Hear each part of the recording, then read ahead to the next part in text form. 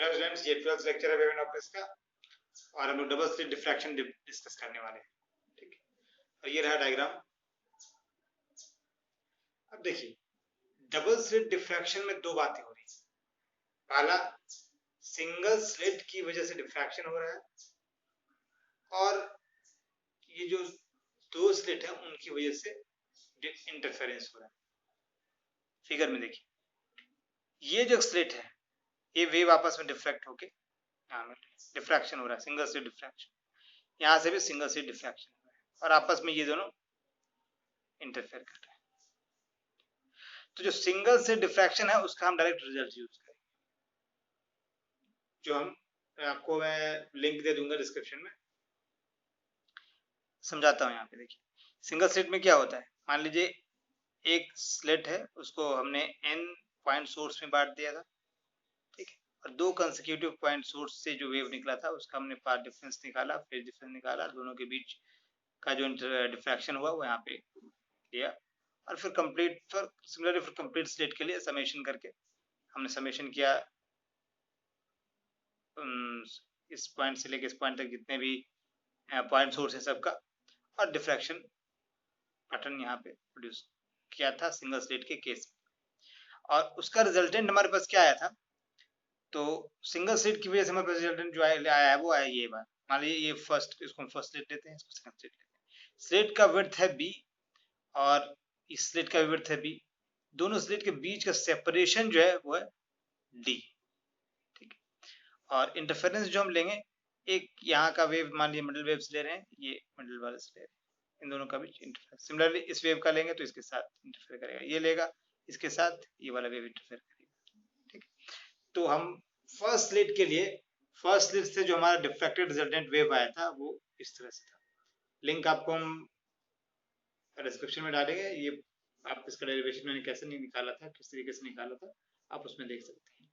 तो E1 is equal to a sin beta by beta cos omega t minus beta. यहाँ a क्या था, a आपको small n small a था और स्मॉल a आपका एम्पलीट्यूड था, आप जो वेव ले रहे थे सेकेंडरी वेवलेट्स पॉइंट सोर्स का, और n आपका था नंबर ऑफ पॉइंट सोर्सेस, ठीक है। तो n ए मिलके आपका a हो गया। Sign beta by beta, beta जो आपके पास है वो 5/2, 5 आपका है फेज डिफरेंस। मान लीजिए कि अगर ये दो किसी भी, ये वेव और ये वेव की वजह फेज डिफरेंस ले रहे हैं तो हमारा 5 आया था और 5/2 को बीटा डिफाइन किया था। 5 कितना आया था, 2 5 आएगा 2 pi by lambda beta sine B sine beta B sine theta, और जब 5/2 कर दिया 2 कैंसिल हो गया तो बच गया beta is equal to 5 B sine theta by lambda. ये हमारा सिंगल स्लिट का हो गया। सिमिलरली आपका अगर हम स्लिट का भी लेते, जहां से स्टार्ट करते तो वही चीज आता।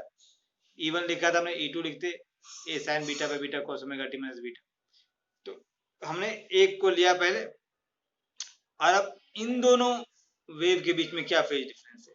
जो फेज डिफरेंस निकालने का तरीका क्या है, पहले हम यहाँ से परपेंडिकुलर डाले, ठीक है, फिर ये पाथ डिफरेंस हमने निकाल लिया। पाथ डिफरेंस कितना होगा, ये आपका देखिए d है, यहाँ से यहाँ d हो गया, और यहाँ से अगर हमने मिडिल पॉइंट ले रखा है तो ये वेव, ये आपका b/2 हो गया, और ये भी आपका b/2 हो गया, b/2 plus b/2 plus d, तो d प्लस b हो गया, ठीक है।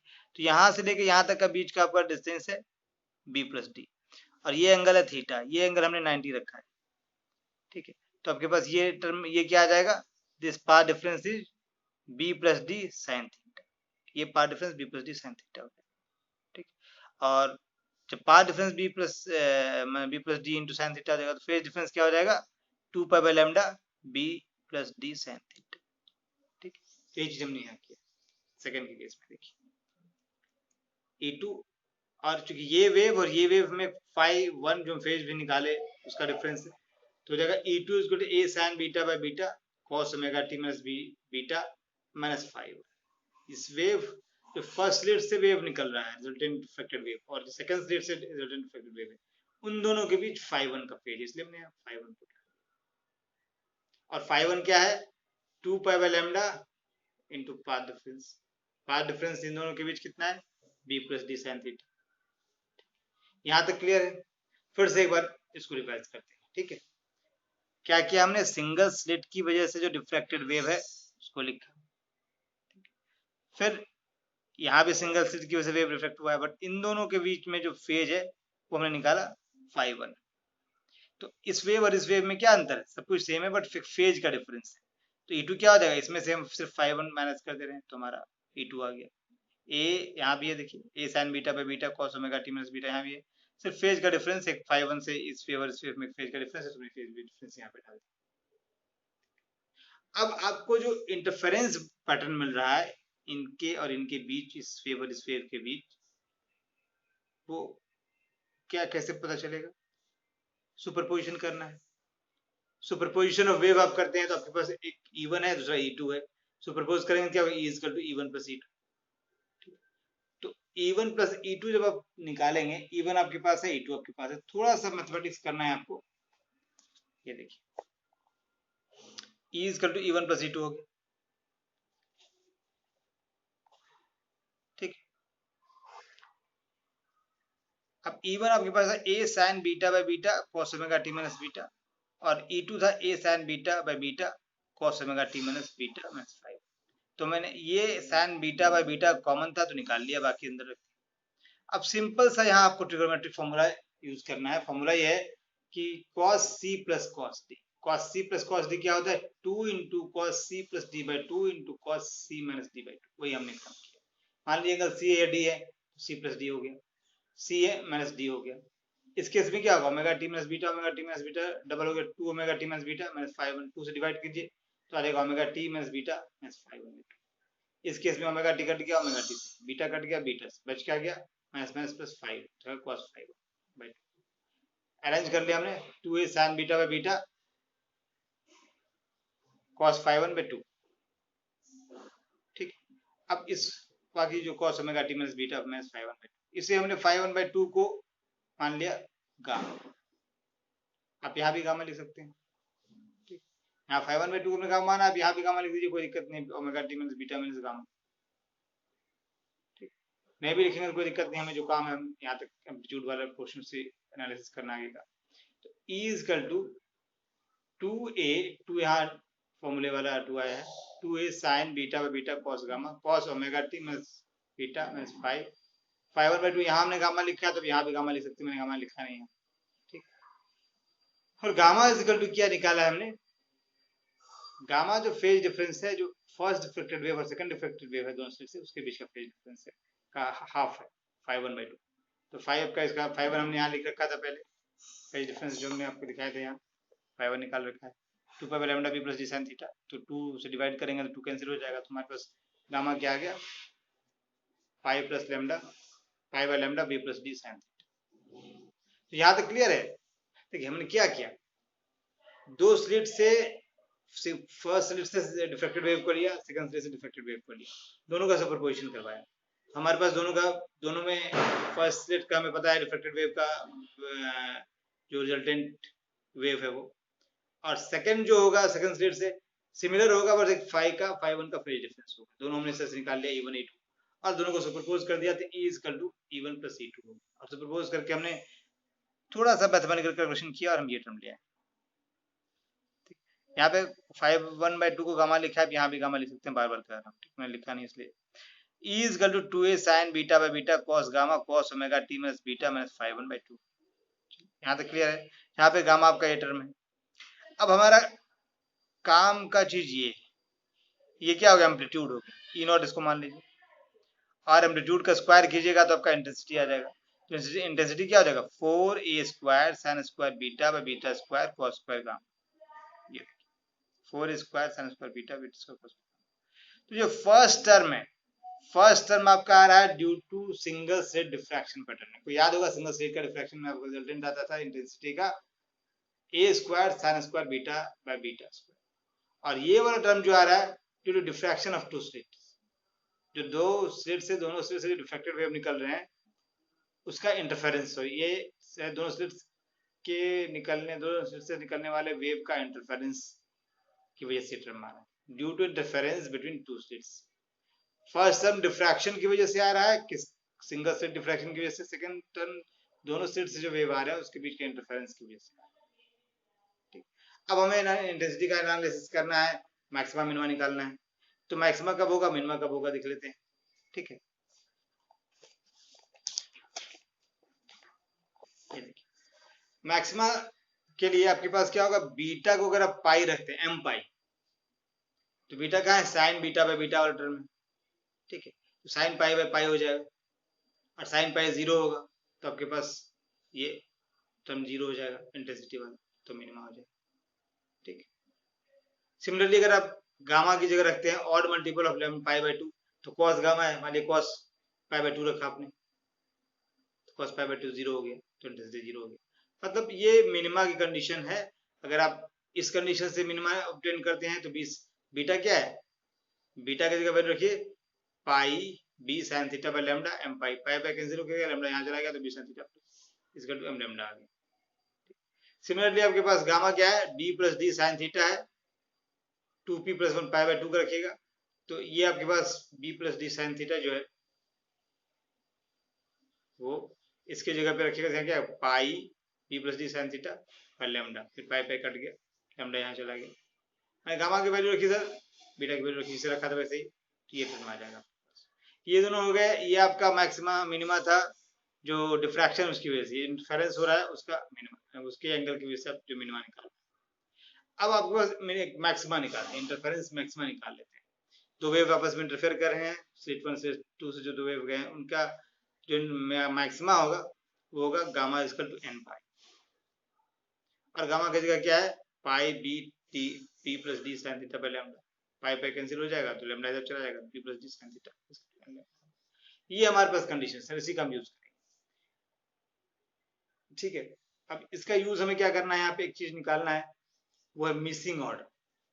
तो मिसिंग ऑर्डर क्या होता है, मिसिंग ऑर्डर है कि जो फाइनल डिफ्रैक्शन पैटर्न आपके पास होगा उसमें कुछ इंटरफेरेंस का मैक्सिमा एब्सेंट रहता है, और जिस ऑर्डर का मैक्सिमा एब्सेंट है उसे कहेंगे उसी ऑर्डर का मिसिंग ऑर्डर, ठीक। देखिए ये मिसिंग ऑर्डर हमने लिख रखा है। In double slit diffraction pattern for certain value of D few interference maximas become absent, और जिस ऑर्डर का मैक्सिमा एब्सेंट होगा उसी ऑर्डर का मिसिंग ऑर्डर। इसमें क्या होता है कि जो इंटरफेरेंस मैक्सिमा है, ठीक है, जो इंटरफेरेंस मैक्सिमा है वो डिफ्रैक्शन मिनिमा से कोइंसाइड करता है। तो इंटरफेरेंस मैक्सिमा कंडीशन हमारा इक्वेशन 11 से ये देख रहे हैं, b plus D sine theta lambda, और डिफ्रैक्शन मिनिमा कंडीशन 9 इक्वेशन 9 से b plus b sine theta lambda है। अब दोनों को डिवाइड कर दीजिए, कंडीशन है साइन थीटा कट गया, लैम्डा लैम्डा कट गया, b plus D by b and plus, ये कंडीशन हो गया आपका मिसिंग ऑर्डर लाने के लिए। अब डिपेंड करता है b और d की वैल्यू रखते क्या। सपोज हमने जो d रखा है b के बराबर रखा, d is equal to b, तो क्या होगा b है plus b 2b by b cut जाएगा, n by m is equal to 2 हो जाएगा, n is equal to 2m, m आपके पास 1 2 3 है, तो m 2 4 6। इसका मतलब क्या है कि जो second order, fourth order, six order etcetera का जो इंटरफेरेंस मैक्सिमा है वो मिस करेगा, मिसिंग ऑर्डर इस कंडीशन के b plus D, b is equal to d के। अगर कंडीशन हम चेंज करते हैं, b is equal to 2d करते हैं, तो यहाँ जाएगा 2d 2b, ये एक मिनट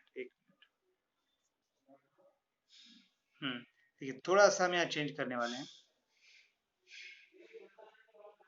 जब b इक्वल टू d था तो हमारे पास second order, fourth order, six order का इंटरफेरेंस मैक्सिमा एब्सेंट रहेगा फाइनल डिफ्रैक्शन पैटर्न में। अब दूसरा कंडीशन ले रहे हैं b equal to d, b equal to d ने लिखे, ये उल्टा लिख दिया मैंने, basically this is d equal to 2b कर दिया, ठीक है। d इक्वल टू 2b अगर आप लेते हैं तो आपके पास क्या आ गया, यहाँ रख दीजिए 2b, b plus 2b by b, 3b by b हो जाएगा, b cancel, n by m equal to 3, इसलिए n equal to 3m, m की वैल्यू 1 2 3 है, मतलब n की वैल्यू 369 आने वाली। इसका मतलब क्या हुआ, जो फाइनल डिफ्रैक्शन पैटर्न होगा उसमें third, six, ninth etcetera etcetera जो इंटरफेरेंस मैक्सिमा होगा वो मिस करेगा, एब्सेंट रहेगा। अब हम इस चीज को लिखा है, अब b इक्वल टू d वाले कंडीशन के लिए मैं ड्रॉ कर रहा हूँ, ठीक है। तो देखिए b इक्वल टू d के लिए कौन सा मिसिंग था, second interference maxima, fourth, six and seven. तो सेकेंड अगर इंटरफेरेंस मैक्सिमा मिस कर रहा है, इसका मतलब क्या हुआ, सेकेंड इंटरफेरेंस मैक्सिमा आपका कोइंसाइड कर रहा है विद फर्स्ट मिनिमा, ठीक। तो सेकेंड इंटरफेरेंस मैक्सिमा आपका यहाँ पे इससे कोइंसाइड कर रहा है। इसका मतलब अंदर में कितने सेंट्रल मैक्सिमा के अंदर कितने आपके इंटरफेरेंस मैक्सिमा होंगे, एक सेंट्रल वाला और एक फर्स्ट वाला। सेकंड तो यहाँ कोइंसाइड कर ही रहा है, 0 हो गया। ठीक है, तो सेंट्रल मैक्सिमा के अंदर ये 0th ऑर्डर का इंटरफेरेंस मैक्सिमा होगा, फर्स्ट ऑर्डर का होगा, फर्स्ट ऑर्डर का होगा, दो फर्स्ट ऑर्डर के और एक 0th ऑर्डर, मतलब 3 इंटरफेरेंस मैक्सिमा होगा सेंट्रल के अंदर। आगे जाएंगे तो क्या सेकंड इंटरफेरेंस मैक्सिमम मिस कर रहे थे, फोर्थ मिस करेंगे तो थर्ड वाला यहाँ पे होगा। ठीक, सिमिलरली यहाँ पे थर्ड वाला होगा, फोर्थ यहाँ मिसिंग। इसी तरह से हम किसी का भी ड्रॉ कर सकते हैं।